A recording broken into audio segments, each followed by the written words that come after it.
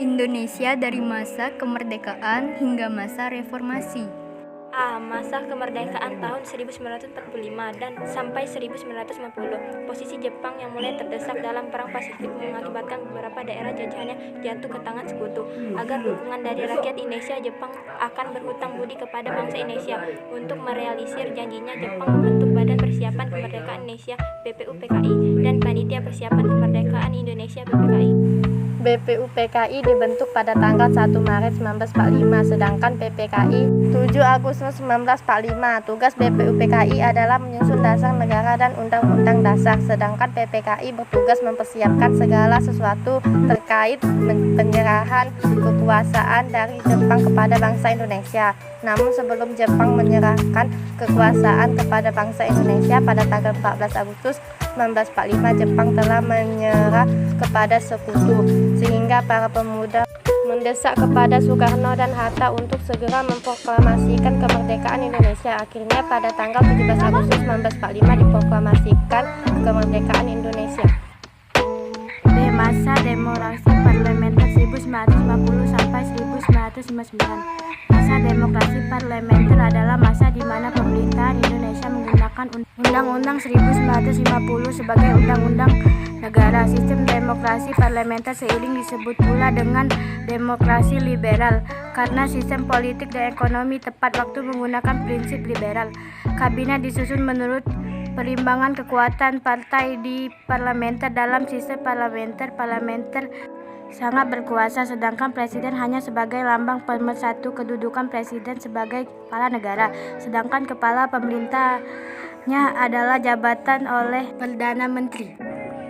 Sistem kabinet yang digunakan adalah zakon kabinet, artinya kabinet di mana para menterinya dipilih dari tokoh-tokoh yang ahli di bidangnya tanpa melihat latar belakang partainya.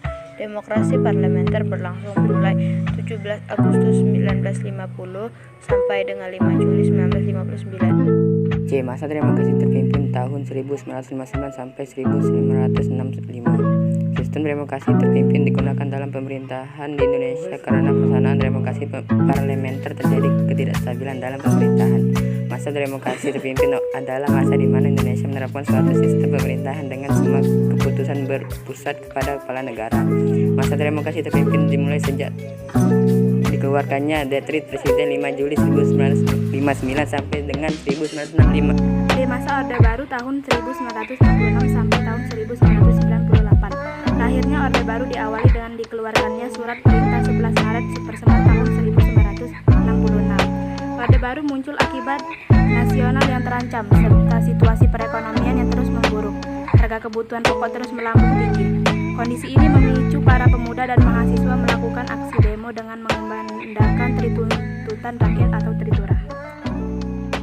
Masa reformasi 1998 sampai sekarang. Reformasi merupakan suatu gerakan yang menghendaki adanya perubahan kehidupan bermasyarakat, berbangsa, dan bernegara ke arah yang lebih baik, seperti munculnya ide baru. Masa reformasi dilatar belakang dengan adanya krisis ekonomi yang melanda beberapa negara termasuk Indonesia. Adanya diperparah dengan kuatnya praktik korupsi, kolusi, dan nepotisme. KKN ditingkatkan pejabat pemerintah. Dampak dari situasi ini adalah terjadinya demokrasi oleh para mahasiswa yang menuntut penurunan harga sembako, penghapus monopoli dan KKN. Bahkan para mahasiswa juga menuntut Presiden Soeharto turun dari jabatan. Akhirnya pada tanggal 21 Mei Presiden Soeharto memutuskan dirinya menyerahkan jabatan presiden kepada wakil yaitu B.J. Habibie.